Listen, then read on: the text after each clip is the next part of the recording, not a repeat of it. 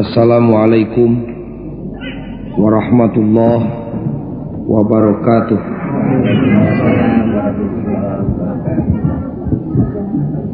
Innal hamdalillah usolli wa usallimu ala Rasulillah wa ala alihi wa sahbihi wa mawalah. Asyhadu an la ilaha illallah wahdahu la syarikalah wa ashhadu anna Muhammadan abduhu wa rasuluh. Ayyuhal hadirun ittaqullah haqqa tuqatih wa la tamutunna illa wa antum muslimun. A'udzu billahi minasy syaithanir rajim. Subhanalladzi asra bi 'abdihi lailam minal masjidil haram ilal masjidil aqsa. Al-ayat. Hadirin kaum muslimin, nupang mulia-mulia na manusia teh si horeng manusia nu jadi abdina Allah. Ciri kamuliaanana nu kahiji dugika diisrokeun jeung dimi'rajkeun ku Nu Maha Suci. Ciri kamuliaan nu kadua ieu jagat ku pangeran dititipkeunana teh lain ka manusia nu jadi abdi setan, tapi dipihapekeun dititipkeun ka manusia nu jadi abdina Allah. Sina dieusian ku abdi Allah, sina diatur ku abdi Allah, sina dibangun ku abdi Allah, sina didalahar rezekina ku abdi Allah. Eta kabagjaan dunya, kabagjaan akhirat moal boa surga buruhna. Kauninga ku sadayana di sawarga mah eueuh salamar-lamar acan manusia nu jadi abdina setan. Sakali deui di sawarga mah eueuh salamar-lamar acan manusia nu jadi abdina setan. Sabab sawarga wungkul eusina teh manusia nu jadi abdina Allah. Anu janten persoalan dina danget kiwari taya sanes iwal ti urang sadaya ngajerit ka Nu Maha Suci hayang teuing urang sagarwa putra putu tatangga jeung baraya pinarengan sing jaradi abdina Allah. Sumuhun pagojali da abdi ge ngarti jadi abdi Allah teh mulia, nganu jadi masalah mah kudu kumaha carana supaya abdi sareng pun bojo pun anak bisa jaradi abdina Allah. Kitu pan pertarosana teh meureunnya. Di mana urang terang kana hiji perkara sok kabita, di mana geus kabita sok nanyakeun kumaha carana mibanda. Model ibu mun kaungan putra parantos dewasa biasana sok didangdanan budak teh nya, buuk panjang meusan diteuk-teuk. Curiwis meusan diperengkelkeun. Mun boga duit dikrel, teu boga duit pan cungkir dibeuleum. Jig nyai ulin ka jalan, ngarah naon tah? Ngarah ka temong. Usaha ku lalaki. Ari geus ka temong ngarah lalaki ka bita, ari geus ka bita ngarah mibanda. Tadi mana lalaki ka bita pasti nanyakeun anak sahanya euy. Anak si anu kumaha carana supaya dibikeun ka urang pan kitu meureun. Kusim kuring didagangkeun abdi Allah teh mulia. Kaum muslimin bakal nanya kumaha carana supaya abdi sakulawarga bisa jadi abdina Allah. Walaranana gampil pisan lamun hayang jadi abdi Allah sing daek dicitak we ku Kangjeng Nabi. Sabab para nabi umumna, Nabi Muhammad khususna tugas nu paling pokok lungsur ka alam dunya teh dipiwarang ngagiringkeun manusia anak incu Nabi Adam ulah kagok jeung tong dipilihan kolot budak awewe jeung lalaki, nu kaya jeung nu miskin, rakyat jeung pejabat, citak sakaligus sina jaradi abdina Allah. Ku sabab kitu lamun hayang jadi abdi Allah sing daek dicitak ku Kangjeng Nabi. Kasim kuring pernah aya nu naroskeun bari satengahna negor. Pagojali teh kawas nu ngimpi dicitak ku Kangjeng Nabi, pan nabina ge geus eueuh di kieuna. Kusim kuring diwalem ulah leutik ati sanajan Nabi geus eueuh pan aya ahli warisna. Nah Kangjeng Nabi boga ahli waris ceuk nu nanya. Kusim kuring dijawab lain boga geryak aya di mana-mana. Saha ahli waris Kangjeng Nabi? Persis jelema cara urang. Ngan bedana teh dina mastakana pinuh ku ilmu pangaweruh, dina atina heureun ku kayakinan. Tingkah lakuna teu loba teuing carekeun Allah. Nu kitu disebut ulama. Sedengkeun ulama teh warasatul anbiya, ahli waris Kangjeng Nabi. Taku si eta ayeuna mah dicitakna teh. Nabi saeun kitu ulama sina nyitak jelema sina jadi abdi Allah. Bisa kabina-bina sabab dilatih ku Kangjeng Nabi. Kunaon nyitakna cek nu nanya. Nya moal buah nyitak mah ti baheula dugi ka ayeuna ge ku loyang. Ngan pedah lain loyang kaleng tapi loyang agama. Agama nu mana atuh kudu nu bener. Dan loyang ge nu dipake nyitak kue pan ulah nu karatan kudu nu bersih. Bisi teh pak hanyirna kaleng kana kue. Agama nu rek dipake nyitak manusia sina jadi abdi Allah teh atuh kudu agama nu bener. Nah make disebut agama nu bener na aya agama nu teu bener ulah cekcok seueur pisan. Nu mana atuh ari agama nu bener teh? Nu datangna ti Gusti Allah. Nah make datang ti Gusti Allah na aya agama nu datang ti manusia. Agung pangapunten Pak. Di negara-negara nu geus maju mah industrina kana agama nu datang ti Allah teh teu pati resepeun. Mung we bosen. Akhirna mah tepi ka nyarieun agama kumaranehanana sorangan. Lain saeutik agama meunang jelema. Kade bisi pahili urang dieu. Nu mana atuh ari agama nu datang ti Allah? Anu boga kitab suci. Nari batur teu bogaan kitab suci, boga akuanana mah ngan ieu mah aya bedana. Naon bedana teh? Kitab suci na boro-boro make kudu bisa dirobah ku leungeun jelema saayat dua ayat, alif pahili jeung nun bakal kapanggih sabab ayat suci na dijamin ku Allah tina pamalsuan leungeun jelema jin jeung iblis. Inna nahnu nazzalna dzikra wa inna lahu lahafizun. Iya we pahili jeung wau kapanggih Bu. Beda kitab suci Quran mah. Naon kitab suci nu dijamin ku Allah teh? Al-Qur'an ngaranna. Taku Qur'an dicitakna teh. Na Qur'anna kudu ditangkolokeun ditapelkeun dina mastaka tiap jelema. Atuh moal kapabrikan nyetak Qur'an keur 150 juta jelema di Indonesia. Kitu mah cacing ge ngadadak buluan. Sing uninga ari Qur'an teh puseurna sumberna agama Islam. Eusi pokona nitah bener nyarek salah dina bidang akidah jeung syariah. Nu kitu disebut ibadah. Taku ibadah dicitakna teh bisi hayang jadi abdi Allah. Sumun kapan ibadah teh loba rupana. Ceuk pagojali sering diomong-omongkeun ka nyingkah-nyingkahkeun cangkang cau di tengah jalan bisi budak ti soledad, pan eta ge ibadah. Kan tenan we loba rupana. Heuai ge ibadah dina Islam. Ngan ibadah teh aya tihangna salat ngaranna tah ku salat dicitakna sina jadi abdi Allah teh. Kita pagojali anteng-antengan ngaji teh dek caritakeun salat, pangapunten teu leuwih ti salat.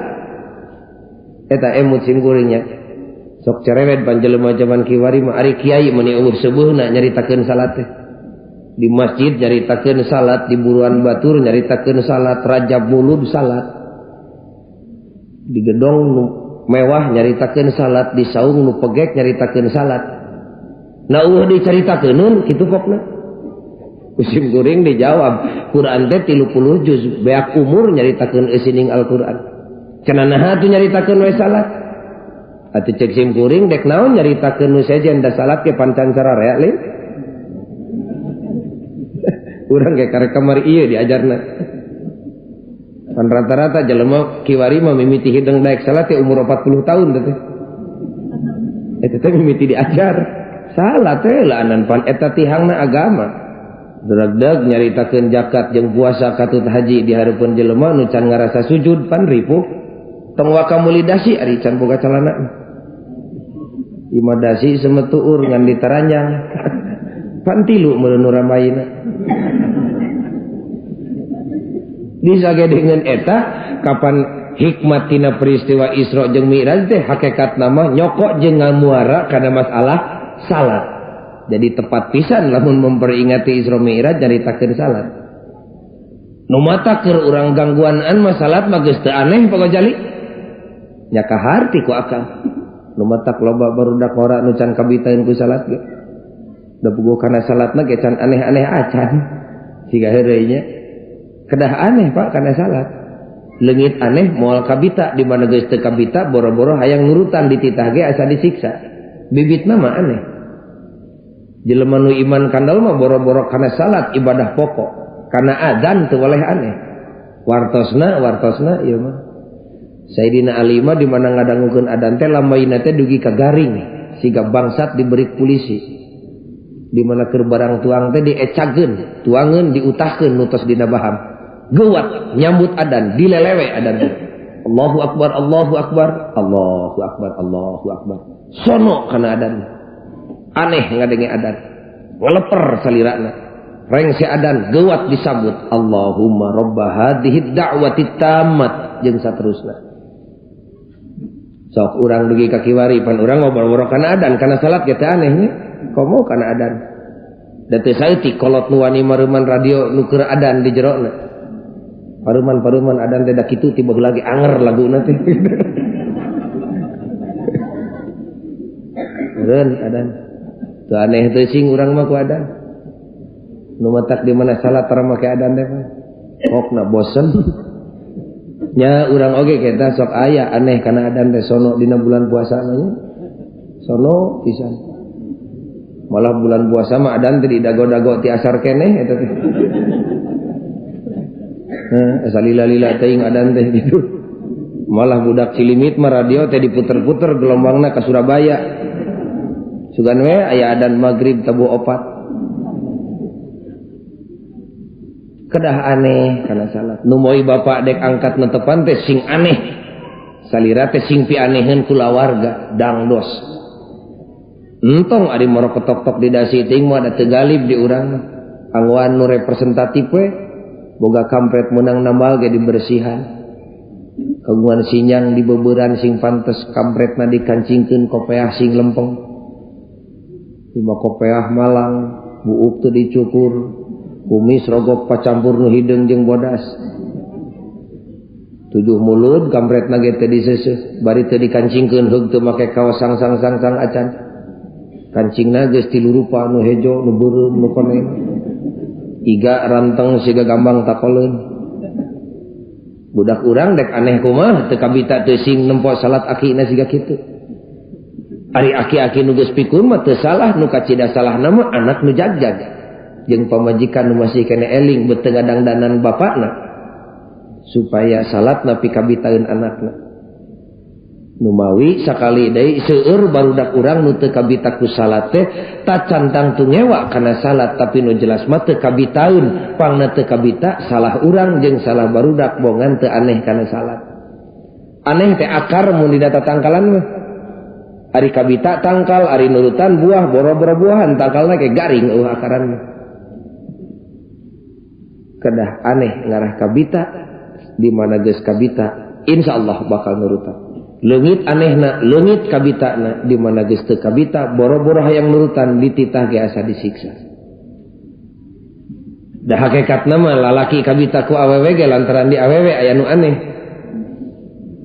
kusabab istri dibungkusan leuwih buni tinimbang pamegat tapi kapi aneh pan da jelema baheula mah loba nu turwisen teh mineng teuing noong teh bakat tingku aneh ka awewe tapi kabarolong bilik teh dicai teh noong nu keur mandi jelema baheula ari budak ayeuna mah tara tuang toong kitu tara da teu ditoong ge temong kabehanana ayeuna mah atuh paingannya syariat Islam ngabedakeun awewe jeung lalaki papakeanana naon kira-kira aduh ka teuing ari hakikat nu sanyana mah Allah nu langkung uninga ngan lahiriahna ngan hikmat nu katempo wengi ieu sigana bae ngahaja ngarah awewe pi aneheun lalaki tapi ka lalaki kabita ku awewe di mana geus kabita lalaki hayang mibanda awewe di mana lalaki geus hayang mibanda awewe di dinya pisan lalaki nembongkeun rasa tanggung jawab ka awewe atuh awewe boga panyalindungan lalaki dugi ka dibunian ku Allah teh awewe kudu leuwih ti lalaki pakeanana ngarah aneh lalaki mah ibu barang murah lalaki dasarnya nama mahal awewe jeung lalaki sok loba lalaki zaman kiwari di padesaan awewe teh kudu nyemah ka lalaki teh sabab lalaki mah mahal hiji berbanding 8 kitu pokna teh pinyerieun awewe teh nya sanyana mah mahal awewe jeung lalaki teh lalaki mah barang murah mah dek ngagoler sisi jalan ge sare sorangan jor teh teuing dek init ayeuna ka Gunung Halu nyalira tengah peuting kop badak kop meong lalaki barang murah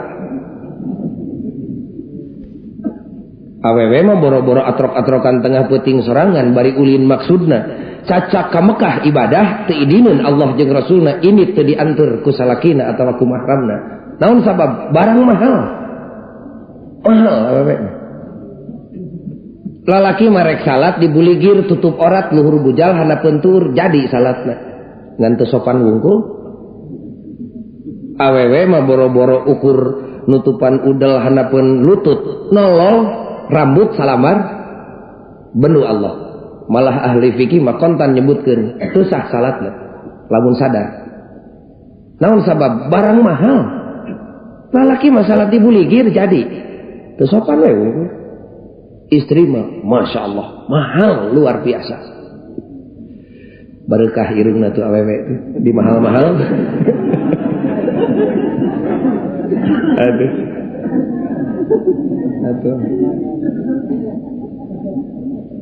dah salah rasa ibu lalaki mah murah barang loakan tama awewe mah mahal kabina-bina namun aya namungna itu aya tapina eta istri sakitu dimahalkeun ku syariat Islam dimahalkeun ku Allah jeung ku Rasulna duka tuh geus kitu nya bet keukeuh hayang murah we sakitu dimahalkeun lain syariat Islam lain Allah jeung Rasulna anu ngamurahkeun ibu teh da ngamahalkeun ngan salah istri pada umumna generally usually pada umumna generally umumna istri teh hayang murah wae duka teuing atuh tah kempes deui irungna ieu mah duka nyeri sim kuring mah nyeri kabina-bina nyeri nyata kaleresan pantun biang teh istri atuh da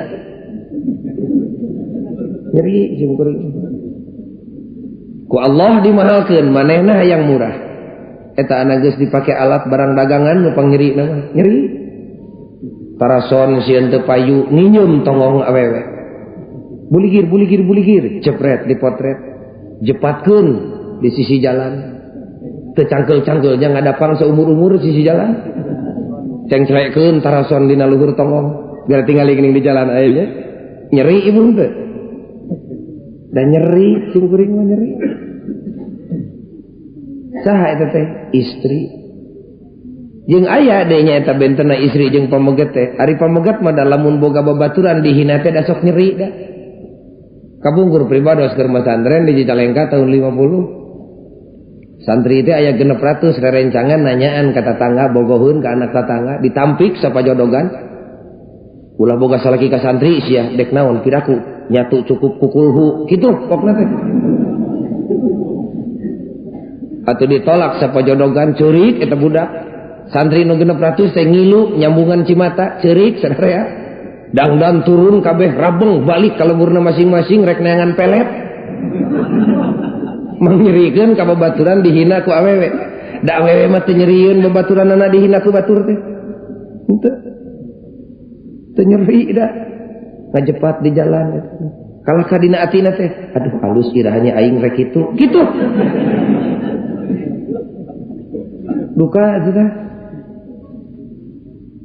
odol sieun teu payu nginyeum waos istri sieuna gumujeng jebret dipotret tancebkeun di sisi jalan kaca soca sieun teu payu namut soca jeung pangamung istri kaos kaki sieun teu payu namut sampean istri sisir harga 200 perak sieun teu payu namut rambut istri kutang sieun teu payu tong disebut beha da aki-aki mah teu ngartieun kutang sieun teu payu namut dada istri tapelkeun dina kalender ngajepat mani barunga teh istri teh nempok babaturanna dikitukeun duka teuing atuh da ari pribados mana langsa perkara nuku agama Islam dimahalkeun nah bet hayang murah wae duka ceuk agama Islam ceuk syariat Islam bunian awewe sina naon sina mahal ngarah naon ngarah agung ajena dipayuneun pameget tapi kalau laki teh datang aneh geus aneh gede kabitana geus kabita pasti hayang mibanda di mana geus hayang mibanda bijil rasa tanggung jawab lahir batin dunia akhirat kumargi sakitu yuk urang mika aneh ibadah Islam sing aneh karena salat sabab eta tihangna agama. Kabina bina teuing Pak Ghazali da urang dieu mah teu aneh sate kana salat dari antara salat rin teu kabita ku salat da kolot budak ke urang dieu mah tukang salat. Cek bapak teh. Ya mojeugna. Nu matak teu peti ka sohor maju jadi di agama. Da pugu salatna ge karek jadi tukang. Pangapunten Pak, da tukang mah dongengna maju ti zaman Nabi Nuh tepi ka kiwari ge. Dan usok maju mah ahli. Dicitakna ku Kangjeng Nabi sina jadi abdi Allah ku salat teh lain sina jadi tukang salat tapi kudu jadi ahli salat. Istilah eta mah keur ngabedakeun kualitas salat. Jadi aya tukang salat jeung aya ahli salat. Lain sina jadi tukang salat tapi kudu jadi ahli salat. Cenahna naon bedana tukang jeung ahli? Teu pati gede bedana mah. Ngan wajib ka uninga keur ningkatkeun kualitas salat. Biasana ari tukang mah guruna minggawe hiji perkara teh galib jeung lumrah nu matak loba nu ngadadak eureun salat ge. Pan biasana di lemburna salat getol datang ka kota nu salat cara ngadadak eureun ari ta keneh ge. Nini geuning batu mah di dieu teu saralat. Tong cek cek ujang urang mah kumaha galibna we. Hayu we urang teu salat kitu. Naon sababna guru tukang mah lumrah jeung galib. Ari ahli mah lain wungkur lumrah jeung galib katut pangalaman guru nate naon ilmu ngagantung jeung nyalindung kana ilmu. Birajing taroskeun ka tukang namal sepeda di sisi jalan. Mang kitu naon ari sepeda jari-jarina bet 42 barang murah ieu mun tambahan 100 mangarah kuat. Ngajawabna moal boa. Nah jang cerewet deing da sepeda mah ti zaman Nabi Nuh ge kieu we buktina tukang tah. Lamun ditanyakeun ka ahli mah geura pek ngajawab bari make ilmu ngajawabna. Tanya tak ka insinyur. Nyur gitu. Naon sababna ari jari-jari sepeda bet kieu bakal ngajawab kurang ti sakieu buahna leuwih ti sakieu balukarna. Jadi boga tanggung jawab ilmu sehingga jawabanna teh ilmiah. Cerewet ting Pak Ghazali nyaritakeun salat-salat wae dek teh cerewet kumaha pantihangna agama. Eta jaga nu pangheulana dihisab sabada susuci ka urang Islam di mana geus beres nanya tauhid da syahadatna beres kakara ditanya ibadahna pangheulana susuci jeung salat. Ahli salat mah da boga ilmu dina poe kiamat teh nagog we teu oyak bulu salabar. Lain teu izin ku Allah. Izin mah ka bina-bina ngan nagogna teh lantaran boga tanggung jawab ilmu. Ahli salat ditaros ku Allah.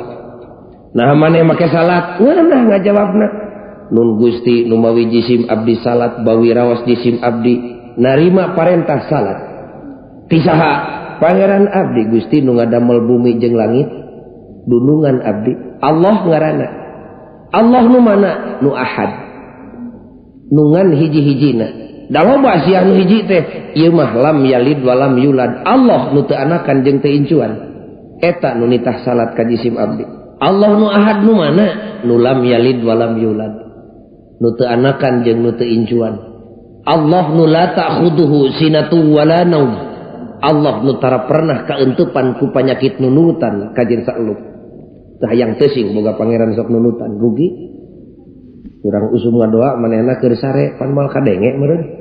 Da urang mah ridho sote boga dunungan ngaranna Allah nu tara kaancikan ku panyakit nunutan ka jeung saelup. La ta'khuduhu sinatu wala naum. Iraha bae di mana bae kumaha bae ngadoana asal ulah di tempat nu dilarang kadangu ku Allah da dunungan urang mah tara daekeun nunutan. Allah nu lahu ma fis samawati wa ma fil ard nu nyieun tur nu mibanda sarta nu ngarajaan bumi jeung langit eta Gusti nu nitah salat ka abdi teh. Kitu ngajawabna ahli salatna. Ngeunah ngajawabna teh. Nanyaho kitu maneh ka kami cek Allah. Dek teu nyaho kumaha Gusti pan Gusti dunungan abdi. Nu ngadamel abdi nu dijieunna. Napa panggih kitu maneh jeung kami? Rek teu papanggih kumaha kapan Gusti teh akbar ngarungkupan jagat raya. Hiji lorongkrang satungtung jarum nu teu katingali ku kakawasan Gusti. Kan tenan we Gusti. Nu matak abdi salat unggal waktu ge. Nah neuleuh kitu maneh ka kami nun Gusti agung pangampura ari nempok macan sakali-kali aja. Nah kunaon maneh tu bisa nuleuh ka kami lain lepat abdi kapan Allah nu nyarekna la tudrikuhul absar wa huwa yudrikul absar wa huwal latiful khabir kitu ngajawabna dina meja pengadilan Allah teh. Kapan cek Allah lain deuleueun ku mata tak kawaler ibu pan zaman kiwari mah pangeran teh teu ka sok kadeuleu teh anya buburinya yang hejo koneng beureum siga sakotong pangeran teh ditolak ke Allah boro-boro cucungik maneh cek Allah nabi-nabi kami dipanggil ku kami dalin buncelik nempok ku panona Allah mah la tudrikuhul absar wa huwa yudrikul absar wa huwal latiful khabir lain deuleueun ku panon mutlak batal jelema nu buncelik panona nempok ka Allah kop tah tauhid catet sing tepi ka sakarat tah nyatet nabi teh sabab setan bisa ngagoda urang dina waktu sakarat cek setan teh ieu pangeran sia nu diteangan teh jelema nu teu nyaho ilmu acan mah nuhun atuh gok gubrag neraka jawab bu ibu la tudrikuhul absar wa huwa yudrikul absar wa huwal latiful khabir cek Allah teh da kami mah teu nitah salat ka maneh mah nun Gusti da lain Allah nu langsung nitah salat ka jisim abdi mah da abdi mah boro-boro jadi nabi mukmin ge pangpetot na Gusti diajar salat na ge deukeut ka maot pan kitu saha atuh nu nitah salat ka maneh nabi Gusti jenenganna Muhammad eta nu nitah salat ka abdi nah maneh make nurut ka Nabi Muhammad nun Gusti kapan Gusti nu miwarangna yen jisim abdi kudu nurut ka anjeunana atiullah wa atiur rasul kitu ngajawabna cek Allah na maneh wau kitu jeung Nabi Muhammad sanes wau deui Gusti pan eta teh dunungan jisim abdi komandan tertinggi teh abdi salat abdi puasa abdi zakat abdi haji ge nurutkeun parentah ti Allah nu didugikeun ku anjeunana napa panggih kitu maneh jeung Nabi Muhammad ampun teuing Gusti ari papanggih mah can sakali-kali acan boro-boro amprok beungeut teu ngimpi-ngimpi acan Gusti atuh bohong maneh ngaku dititah salat ku Nabi Muhammad geuning eta teu tepung Gusti langkung udinga kapan Quran nu nitahna ari Quran wahyu Gusti nu didugikeun ka Kangjeng Nabi ti Kangjeng Nabi di kajisim abdikeun di antara eusina nitah salat ka jisim abdi nah boga gitu maneh Quran Gusti digangguanan mah saya nu teu gaduh Quran ti kolot tepi ka budak ge unggal imah ge garadu Gusti ngantara dibaca wungkul diteununa ge teu dihanap-hanap di luhur lemari Gusti dugi kapinuh kuramat lancah ke lantaran tara dicokot dangke mah mal bisa baluang baliung teh mal galuang galeong ngajawabna teh lempeng we kajen teuing bibirna dek nyumputkeun masalah kapan tapak leungeun jeung sukuna nu ngajawab wa tashhadu arjuluhum bima kanu yaksibun cek Allah teh misalna kapan Quran masih eta mah kertas teh Gusti tempat nulisna nya kapanyitakna ge di Al-Ma'arif nyitakna wungkul ku si eta da eusina mah dawuhan Allah boah ditambahan atau dikurangan ku percetakan boro-boro cucungik percetakan Gusti jin salangit ge mal bisa niru Al-Qur'an boah teuing teu boa Gusti ceuk saha kapan ceuk Gusti kitu inna nahnu nazzalna dzikra wa inna lahu lahafidun Quran mah pan mal bisa dipalsu eta maneh pangna nurut ka kami teh lantaran maneh teh hayang sawarga sanes abdi matara usoli fardol maghrib lil sawarga sieun ku neraka maneh teh sanes abdi matara usoli fardol isya lil neraka tara usoli sunatan tahajud lil punah hutang tara usoli sunatan duha lil payu anak tara abdi mah da kabeh lillahi taala rumah sadititah we ku Allah abdi nurut ka Allah lantaran rumah sa Allah dulungan abdi cek Allah teh bohong sia lillahi taala geuning maneh mah acong-acongan teh kalah kanjing hareup ka kulon sanes Gusti sanes ka kulon abdi mah teu ngudag-ngudag kulon abdi mah ngudag-ngudag kiblat Ka'bah ngaranna salat abdi mah nying hareup ka Ka'bah lain nying hareup ka kulon nah tuh maneh kalah kanjing hareup ka kulon kalaresan we ti Bandung mah kiblatna teh persis aya di belah kulon dalamun abdi pindah mah ka Afrika meureun abdi teh nying hareup ngetan abdi mah teu ngudag-ngudag kulon jeung wetan kidul jeung kaler tapi ngudag-ngudag kiblat Gusti Ka'bah ngaranna atuh kitu mah maneh teh lillahi taala tapi salat teh dek nyembah Ka'bah naudzubillahi min dzalik abdi mah teu salat nyembah Ka'bah nyembah Allah ngan pedah nying hareup ka Ka'bah nah maneh make nying hareup ka Ka'bah kapan Gusti nu nitahna pancet Gusti wa min haitsu kharajta fawalli wajhaka syatrul masjidil haram di mana bae anjeun ayana wajah anjeun hadapkeun ka Ka'bah Baitullah di Masjidil Haram. Kapan Gusti nu nitahna? Nah, teu make nitah. Pek jawab kitu ari wani maka Allah. Wani kira-kira apa? Cek Allah teh nah maneh make nyaharep ka Ka'bah. Kapan Gusti nu nitahna? Nah, teu make nitah. Da abdi mah eueuh deui nu dipigawe iwal tinu dititah ku Allah. Eueuh deui nu ditinggalkeun iwal tinu dicare ku Allah. Kakara jelema nu kitu diajenan ku Allah, digupai, digiring, digerok cek Allah, irji'i ila rabbiki radiyatan mardiyah fadkhuli fi ibadi wadkhuli jannati. Tuh kami nyeun tempat anu mulia bari agung eueuh tungtungna jannah ngaranna, surga ngaranna, pekop eusian keur maneh kami teh ridho ka maneh da geuning maneh ge ridho ka kami. Eta buruhna kapanggih we nya sawarga mah sewereng lain tujuan tapi akibat. Paingan tara sejak kaula puasa poe isuk sabulan lilana dek meuli sawarga pantara kitu je. Naon sababna? Sawarga mah akibat dari diudag-udag mah karidoan Gusti Allah. Akibat sawarga. Cara kaberatan sawarga mah kira-kira ngising mah lain tujuan, akibat. Datara aya jelema nu sejak kaula dahar badag garah ngisingna bedegul tara aya. Bek we dahar sing nyaan. Engke akibatna bijil sesuai sareng kamistianana. Kitu Ibu ahli salat mah ngareunahna teh. Atuh bogo jali ari cerewet dipariksa kitu mah abdi mah kajen jadi tukang salat teh ngarasa dipariksa ku Allah dina poe hisab. Ya Rabbana. Kabeh ge dipariksa. Tukang salat jadi dipariksa, tukang dipariksa, ahli dipariksa, mending jadi ahli. Ngarah bisa ngajawab. Kumpul tukang salat, cek Allah. Lut bener tukang salat. Kan itu gong karena pengadilan nu maha suci. Naon sia make salat, cek Allah. Galib, kitu jawab teh.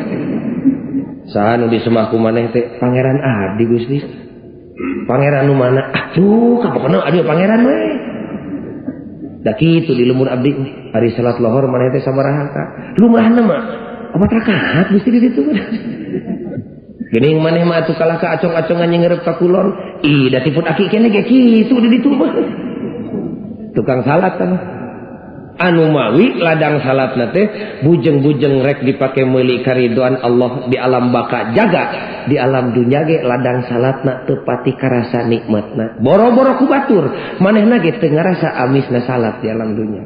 Ahli salat mah boro-boro keur dina sorangan baraya jeung tatangga malah jelema nu can disunatan ge ngarasa amisna tina ladang salat ahli salat.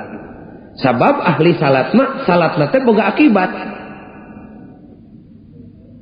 Akibat nu hade salat lohor akhlak goreng nyingkah akhlak hade nyampurkeun sajengkal tambah ku salat asar akhlak hadena nambahan sajengkal deui tiap salat tiap nambahan akhlak nu hade tiap ngaleungitkeun akhlak nu goreng kitu ahli salat tuh. Ahli salat mah ibu da teu betaheun rungsing atina teh hese sare hese dahar lamun boga imah geus anggeus masjid can anggeus nyeri ati ahli salat tuh. Tapi kapok ngomong pamajikan teh ka salaki. Bapana izin teuing ku Allah, era teuing ku manusia di alam dunya. Ari imah urang geus anggeus, ari masjid urang teh teu boga. Cing urang badami jeung baraya jeung tatangga kaditu ka RT jeung ka RK. Caritakeun kumaha urang teh rek nyieun masjid izin ku Allah. Kitu ahli salat mah. Malah boga paku hiji, boga kaisa teuteuk ge diteuneun kumpul-kumpul kerenyeun masjid bari usaha bari mikir bari ngajerit atina kumari tukang salat teh sapodo teh teuing rek aya masjid di eueuh malah sakabeung waktu mah kai nu dikumpul-kumpul ke masjid ge ari can aya baturna pan dicokot keur ngomean kana emeh heula sakedeuk tukang salat tuh istilah ya mah istilah jadi tukang salat mah salatna teh teu efektif akibat di alam dunyana. Nu matak barudak urang teu pati kabitaeun ku salat ge lolobana mah da lain salah jeung lain kotor agama urang salah urang ku anjeun we ladang ibadahna teh teu pati katempo buahna boro-boro di akhirat di dunya ge teu kadeuleu nu matak pan sok loba barudak wara ngomong alah kalau ka salat we getol geuning dianjukan mah teu mere tah eta lobana mah Ahli salat mah ibu teu betah di imah boga kursi harga 1,5 juta. Pok pamajikan ngomong bapana izin teuing ku Allah era ku jelema ari di imah sakitu keur tempat diuk urang wungkul tapi ka make kursi harga 1,5 juta. Ari di masjid boro-boro aya karpet cara dilemur batur samak salamar 2 lamar ge lain meunang ngahaja meuli dumeh anu paeh ngadadak we tatangga. Nya dan rata-rata nya ari samak urut nu paeh sok dialungkeun ka masjid. Kawasna mah teu pati kaasup ibadah gede tah mah kawasna. Da naon sababna? Da manehna teu butuheun pan. Da ibadah gede mah nu manehna butuh tapi teu dipake dibikeun ka batur ibadah gede tah mah. Ieu mah teu pati butuh manehna kapan diteuneun oge ku salakina di dapur. Teh samak ti mana bapana? Pamere ti asun eyang, ka masjidkeun. Jadi nganggap cerang karuntah ka masjid teh. Ah, buruk we samak urut nu kitu mah. Tak ahli salat mah teu betah. Cik urang kumpulkeun duit saketip sewang mah badami jeung tatangga. Urang meuli samak nu rada lebar ti Tasikmalaya. Beh dituna meuli karpet. Kitu ahli salat mah. Kumari tukang salat. Malah ari usum perlu mah samak ti masjid ge diinjem heula ka imah. Bapana loba semah itu kumaha cokot teu samak di masjid nginjem-nginjem ke masjid kitu. Tukang salat mah. Nu matak ari salat di kota geningnya di masjid-masjid gede sok loba sendal nu pahili ti nu beuteuh ka nu butut eta teh digubung ku tukang salat eta teh. Sim kuring di rompok gaduh karpet sedekah ti Dokter Sarwono tepang di Mekah di Masjidil Haram manehna ngomong pagojali abdi tiasa ke Mekah nikmat ti Allah.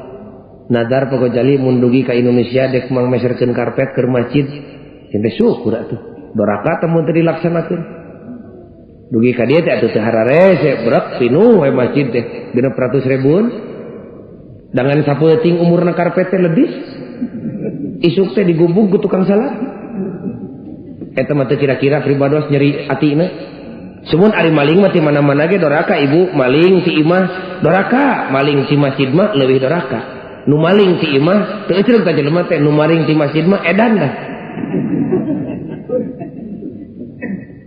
Bea bakating keul pribados nelpon ka kepolisian cing minta polisi saregu mah nu kumisna segede-gede leungeun.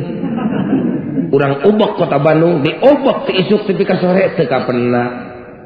Nya pinter bangsatnya, pinter. Cacak eueuh sakola bangsat kitu. Komo lamun aya fakultas jurusan kebangsatan.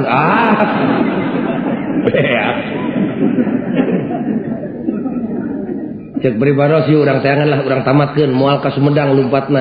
Ngajual karpet loba moal ka beuli ku urang Sumedang, moal ka Garut pasti ka Kulon.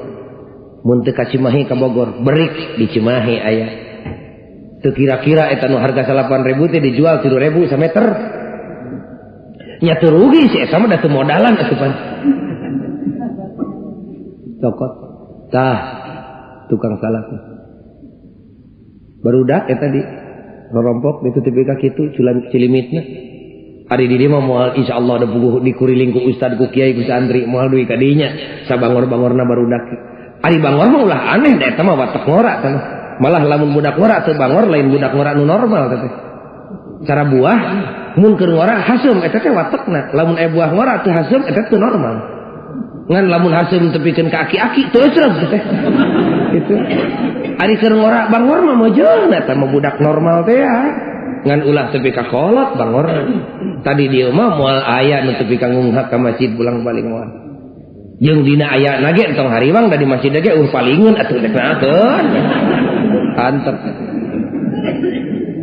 sebel atuh cenah nyerieun urang dieu masjid samak salamar urut nu paeh paling aya ahli salat mah teu betah anak sorangan sakola anak sorangan masantren anak batur teu sakola teu masantren ditanya naon sabab teu boga rezeki badami jeung baraya yuk urang sarakolakeun ku urang yuk urang ka pasantrenkeun ku urang kitu ahli salat mah teu betah sakulawarga seubeung dahar tatangga teu ngebul komporna titah pamajikan indungna duakeun tabeaskeun urang teh bikeun ka tatangga watif naon sababna teu bisa meuli beas-beas acan kitu ahli salat anu mawi ladang salatna teh karasa amisna di alam dunya lain ngungkul ku dirina sorangan dalah jelema nu can nyahueun Islam ge ngarasa amisna salat tina ladang salatna ahli salat.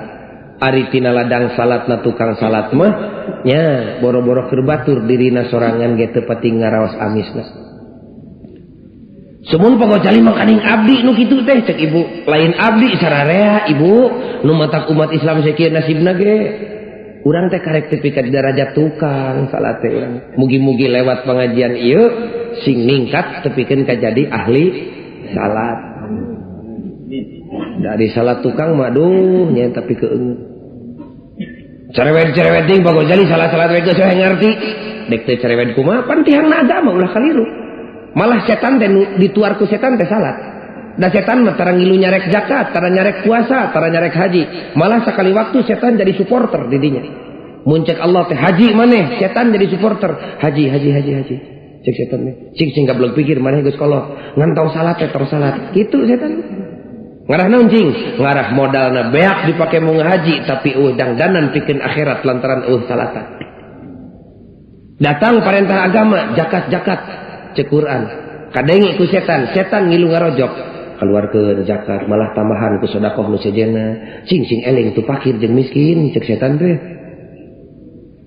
ngantong salat tong salat ngarah naon cing ngarah rezekina beak dibikeunan ka batur tapi di akhirat teu kaala buahna sabab salatan. Datang perintah puasa setan ge cicing digigireun jelema puasa sing gablog pikir hakanan teh hantem dilelep-lelep we pinahkeun tadahar teh tibeurang ka peuting sing hideng maneh teh ngantong salat tong salat eta setan. Ngarah naon ngarah ladang puasana teu kaala di akhirat. Tadi dinya licikna setan teh nuar salat malah sim kuring kantos nyaba ke Surabaya jeung rerencangan bulan puasa enjing teh atuh tamu genep parantos nyengcelek dina kereta api. Pribados mah karek celek ge bujur antel kana kursi kereta api geus kontan. Kopi susu cek pribados. Nasi goreng. Salohok eta rencangan teh. Cinte bade tuang moal, acenah moal. Cenah pan pagojali teh kiai nah bet barang dahar bulan puasa ti beurang. Ku pribados dijawab nu matak nyatu ti beurang di perjalanan ge lantaran kiai. Cenah nabet kitu kapan meunang cek syariat Islam dina perjalanan ditangtukeun ku agama batalkeun puasana lamun hayang ganti dina waktu nu tertentu. Cente mang bade tuang moal abdi mah teu kapae ge moal dahar. Kitu pokona teh. Cek teh nuhun atuh eta nu leuwih hade. Pribados mah terus barang dahar. Malah tepi ka Cibatu jajan meuli leupeut jeung gorengan. Tepi ka Cipeuneuy teh 5 bungkus meuli sangu. Anu sabungkus sahuap teh gininya di dinya apal sararea. Tepi ka Tasikmalaya dodol jeung ladu. Tepi ka Banjar meuli kulub jauh terus dahar. Tepi ka Kroya goreng hayam. Tepi ka Jogja gudeg. Tadi Jogja teh jam 2. Cek pribados mang lamun urang terus ka Surabaya tepi ka Surabaya teh pasti insyaallah jam 10. Lamun teu telat cenah sumuhun. Cing teh kumaha salat lohor asar jeung magrib. Acenah teh urang hijikeun jeung isya di jamak teh ngaranna ceng teh lain usumna ari ngajamak lohor asar jeung magrib dihijikeun ka isya mah saraje ngawinkeun eme ka jelema. Cenah kumaha tuh pagojali urang salat di dieu cenah kumaha tuh da abdi mah wuduna kapan itu cai ngagolok-golok nu mawi da teu kenging di dinya mah matak naon tayamum teu pribados cenah teu aya masjid di dieu mah entong belet di sisi kareta api mumpung kareta keur eureun. Cenah tuh kapan salat lohor teh 4 rakaat beureun katinggalan kareta teuteuk 2 kosor ngaranna. Cenah ari asar kumaha tarik ka lohor jamak takdim ngaranna. Cenah pan asar 4 rakaat tong belet teuteuk jadi 2. Jadi lohor 2 asar 2 dihijikeun nya jamak nya kosor. Engke magrib mah urang sedekeun ka isya jamak takdim jamak takhir ngaranna. Kumaha jawabna? Nu mawi abdi mah teu da ieu calanana pan kotor tadi kiih teu ngisang. Teu cerega tanya. Ari puasa nu menang dibatalkan dipertahankan tepikeun ka bibir barelah. Ari salat nu teu menang ampun diecageun. Nah di dieu licikna setan. Dituar we salatna, pertahankeun puasana. Ngarah naon? Ngarah beuteungna kemplong, tapi eueuh dangdanan pikeun akhiratna lantaran eueuh salatan. Cek di kumaha teh salat teh angka hiji mun dina duit teh. Salianti duit, salianti salat mah kabeh oge angka 0. Puasa ibadah 0. Ari munggah haji ibadah 0. Ari zakat ibadah 0. Angka 0 mah boro-boro tilu guruntul 7 truk hargana teu kawin jeung angka hiji. Kerasa gitu ibu dipaparin artos 1 juta, genep 0 na ngan angka hijina keur disoekeun. Karena lumayan kena duit saperak aya angka hijian teu make 0 payu kana kerupuk leuleus-leuleus bae mah. Tinimang jelema jakat teu katinggalun munga haji pulang anting puasa ngagedur eueuh salatan, lumayan kene jelema nu geus daekeun salat bari kalakuanana rada loba carekeun lumayan tah mah. Angka hiji teu make 0. Salatna mah getol jakat tara puasa belang betong. Lumayan tah mah kata tangga teu ceureuh lumayan aya omeaneun sabab aya angka hiji salatan. Tapi nu panghadena mah abdi Allah nu meunang nyita ku salat mah angka hijina lempeng jeceng. Angka 0 na bedegul nu kitu disebut mah abdi Allah anu nyaan nu meunang nyita ku salat. Deg salat 0 na baradegul ka ditu eta nu sae. Hadirin kaum muslimin sabenerna mah lamun aya angka hiji salat mah boro-boro 0 titik nambah indahna angka. Namahan amal ibadah teh lamun aya salatan tah deg boga salat teh. Isuk puasa ibadah kantenan we 0 puasa kawinkeun jeung angka hiji salat. Tah ayeuna mah angka hiji tambah harga, angka 0 boga harga disebutna teh lain 0 lain hiji tapi 10. Jadi ibadah salian ti salat mah kabege keur ngelengkapi keur nambahan nilai jeung derajat salat. Isuk zakat ibadah 0 kawinkeun jeung angka 10 ayeuna mah lain 10 lain 0 100 da aya salatan.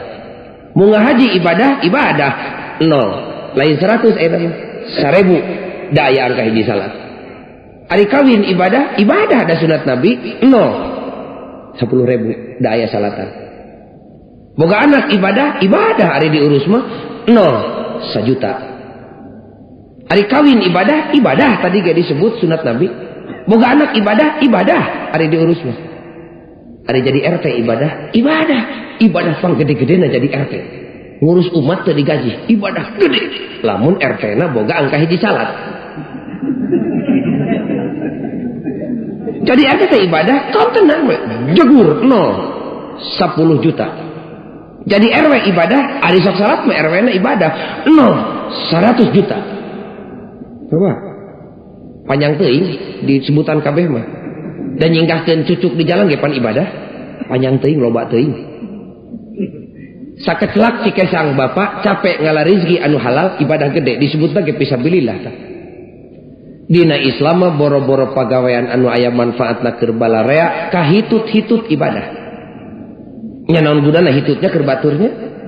Nu bugu mah olah bae nu ngameuna mah.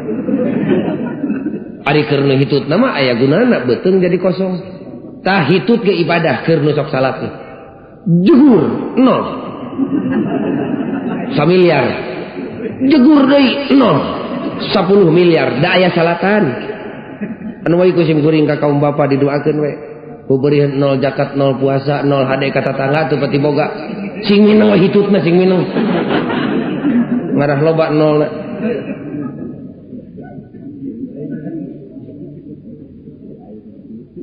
Cabut we angka hiji salatna tinggal naon tah? Tinggal 0 we ngantai ti Bandung tepi ka Jakarta. Naon hartina 0 zakat 0 puasa 0 munggah haji 0 bageur ka pamajikan ka anak ka baraya ka tatangga ngabeng-breng 0 we ngan eueuh bawaeun ka akhirat da eueuh angka hiji salatan. Tah ku sabab sakitu atuh salat teh kapanggih we geuningan salat teh atuh ngarupakeun jembatan anu dek ngahubungkeun ibadah alam dunya pikeun kepentingan akhirat. Zakat eueuh salatan kumaha tah? Sae pagojali, sae bageur tah. Diganyar di mana? Di dunya. Nya tangan teu salat, wayahna di akhirat tong ngarep-ngarep. Di dunya mah diganyar, da Allah mah tara licik, da ganjaran teh double hiji kontan, dua dianyuk, nu kontan di dunya dianyuk di akhirat. Getol pisan pagojali teh bunga hajina teh ibadah, hanya kal teu salat, ibadah keneh, hanya kal. Diganyar di mana? Di dunya, ari di akhirat. Moal kabagean, eueuh salatan. Puasana teh anteng-antengan eta pagojali ibadah tapi teu salat deudeuh teuing. Naon sabab? Diganyar di dunia unggul di akhirat moal.